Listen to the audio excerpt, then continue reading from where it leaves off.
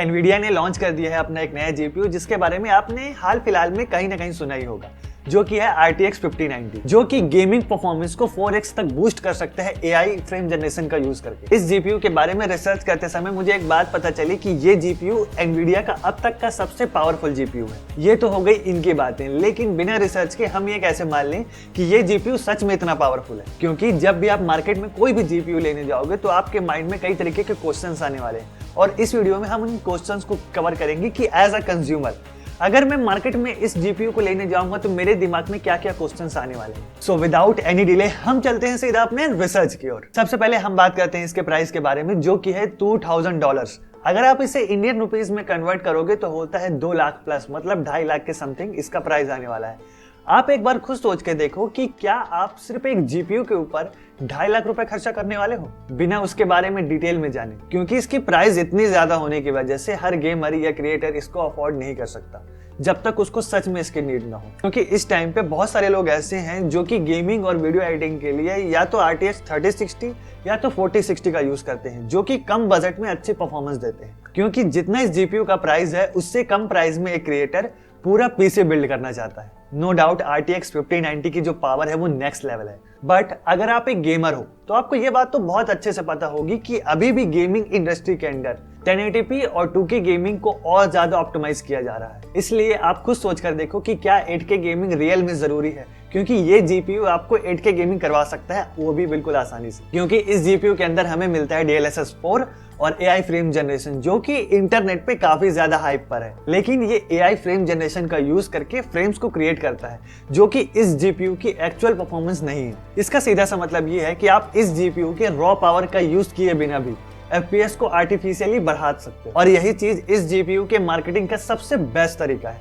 क्योंकि इस जीपीयू के अंदर आप AI ट्रिक्स का यूज करके फ्रेम रेट को 3 से 4 गुना बढ़ा सकते हो, लेकिन वो रियल नहीं होगा। 8K गेमिंग करने के लिए 8K इक्विपमेंट भी चाहिए, जो कि बहुत ज्यादा कॉस्ट करता है। यहाँ तक कि जो ई स्पोर्ट्स प्लेयर हैं या फिर जो कॉम्पिटिटिव गेमिंग करते हैं वो हाई FPS निकालने के लिए 1080p रिजोल्यूशन का यूज करते हैं, ताकि उनको एक अच्छा रियल FPS मिल सके। इसलिए RTX 5090 का फायदा सिर्फ हाई एंड क्रिएटर्स या फिर जो डीप लर्निंग करते हैं या AI डेवलपर्स हैं उनको होने वाला है। नॉर्मल गेमर्स के लिए ये GPU totally waste of money है, क्योंकि इस जीपीयू की प्रैक्टिकली उनको अभी नीड नहीं है। इसका एक सिंपल और सीधा सा एग्जांपल है कि आपके पास एक ऐसी कार है जो कि 500 किलोमीटर पर आवर की स्पीड से चलती है, लेकिन आपके पास उसको चलाने के लिए रोड ही नहीं है, या फिर अगर आपको उसको चलाना है तो आपको रोड वैसा बिल्ड करना होगा जिसमें बहुत खर्चा आने वाला है।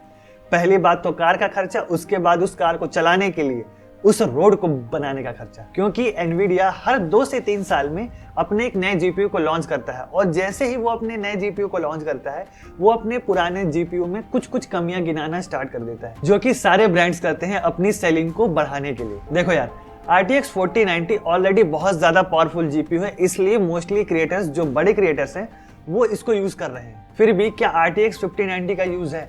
तो सीधी सी बात है, यूज नहीं है भाई। इतने पावर की जरूरत अभी प्रेजेंट में किसी भी क्रिएटर को नहीं होने वाली जितना ये जीपीयू डिलीवर करता है। RTX 4090 मोर देन इनफ है, बस इसमें कुछ एक्स्ट्रा फीचर्स ऐड कर दिए गए हैं जिसका प्रैक्टिकली यूज केस कहाँ है ये आपको पता ही नहीं चलेगा, क्योंकि आप उसका यूज करने ही नहीं वाले। बात रही जीपीयू के बेंचमार्क की, तो सीधी सी बात है यार, जब तक सामने वाले को अपने प्रोडक्ट के बारे में अच्छी अच्छी बातें, उसकी सिर्फ अच्छी अच्छी चीजें गिनाई नहीं जाएंगी, तब तक आप उसको क्यों खरीदने जाओगे? अगर आपको ये नहीं बोला जाएगा कि iPhone 16 iPhone 15 से बेहतर है, तो आप iPhone 16 को क्यों खरीदोगे? आप एक बार इस चीज को सोच के देखो। और यही चीज हर एक कंपनी करती है अपनी सेलिंग को बेहतर बनाने के लिए। इसलिए आपको यहाँ पर यह देखना है कि आपका यूज केस क्या है। क्या आप एक नॉर्मल यूजर हो या फिर थोड़ा हाई एंड हो? यार देखो, अगर आप एक नॉर्मल यूजर हो तो 3060 आपके लिए बेस्ट है, थोड़ा सा और ऊपर जाओगे 4060 आपके लिए बेस्ट है। अगर आप सच में एक हाई एंड क्रिएटर हो तो 4090 आपके लिए बेस्ट है, लेकिन इससे ज्यादा पावर की जरूरत भाई नहीं है, रियल में किसी को नहीं है। अब मैं आता हूं सीधा अपने फाइनल कंक्लूजन के ऊपर। सबसे पहले बात करते हैं प्लस पॉइंट के बारे में। ये अब तक का एनवीडिया का सबसे पावरफुल जीपीयू है। इसके अंदर आप AI ऑप्टिमाइजेशन से हाई फ्रेम रेट क्रिएट कर सकते हो। अगर आप इसे बाय चांस खरीद भी लेते हो तो आप 5 से 6 साल के लिए बिल्कुल फुर्सत हो जाओगे, आपको दूसरे जीपीयू को देखने की भी जरूरत नहीं है, इतना ज्यादा पावरफुल है। लेकिन इसके कुछ माइनस पॉइंट्स भी है। सबसे पहला माइनस पॉइंट है इसका प्राइस। इसका प्राइस इतना ज्यादा है कि इसके प्राइस रेंज में हम पूरा पीसी बिल्ड करा सकते हैं, वो भी अच्छे परफॉर्मेंस वाला पीसी। क्योंकि 99% लोगों के लिए रियल वर्ल्ड में इसका कोई यूज केस नहीं है, क्योंकि इस जीपीयू को चलाने के लिए आपको एक ऐसा सिस्टम चाहिए जो उसकी प्राइस बहुत ज्यादा होने वाली है। फॉर एग्जाम्पल, अगर आपको 8K गेमिंग करनी है तो आपको एक 8K मॉनिटर चाहिए, वो भी हाई रिफ्रेश रेट वाला, जो कि सस्ते तो बिल्कुल नहीं आता। साथ ही मार्केट में इस जीपीयू ने बहुत ही ज्यादा हाइप क्रिएट कर दिया है एआई को लेकर कि हमारे इस जीपीयू के अंदर एआई है, जिसकी वजह से आप अपने सिस्टम में इन चीजों को बूस्ट कर सकते हो। हम कर सकते हैं, लेकिन हम उनका यूज क्यों करेंगे जब हमारे पास पहले से ही आप ही का एक जीपीयू है जो कि हमें अच्छी परफॉर्मेंस दे रहा है। सिंपल सी बात है यार, अगर आप इस जीपीयू को टेस्ट करना चाहते हो, आप क्रिएटिव हो, आपके पास मोटा पैसा है, आपके पास सारे इक्विपमेंट है, बिल्कुल आप इस जीपीयू को लेके टेस्ट कर लो, बिल्कुल चेक कर लो। रियल वर्ल्ड में ये जीपीयू बहुत ही ज्यादा पावरफुल है। 4090 ये नो डाउट पावरफुल है, क्योंकि भाई सीधी सी बात है 5090 है तो उससे थोड़ा बहुत अपग्रेड तो होगा। लेकिन अगर आप एक नॉर्मल यूजर हो, आपके लिए बिल्कुल नहीं है। आप जिस जीपीयू को यूज कर रहे हो अभी, वो आपके लिए बेस्ट है। बात सीधी सी है कि हमको सबसे पहले अपना यूज केस देखना है कि क्या हमको इस चीज की जरूरत है। अगर जरूरत है, पैसा है, तो कोई दिक्कत नहीं है इस चीज को लेने में। अगर नहीं है तो सीधी सी बात है भाई, हम इसकी तरफ नहीं जा रहे, क्योंकि हमें नहीं है इतने पावर की जरूरत। तो उम्मीद करता हूं दोस्तों आप सबको ये रिव्यू वीडियो पसंद आया होगा। अगर आपके माइंड में कोई भी क्वेश्चन या कुछ भी चीज है तो सीधा कमेंट बॉक्स में मुझे कमेंट करो, मैं उस चीज का जवाब देने की अगले वीडियो में पूरी कोशिश करूंगा। ठीक है, सो हम मिलेंगे नेक्स्ट वीडियो में नेक्स्ट टॉपिक के साथ। तब तक आपके भाई की तरफ से आप सभी को बाय बाय।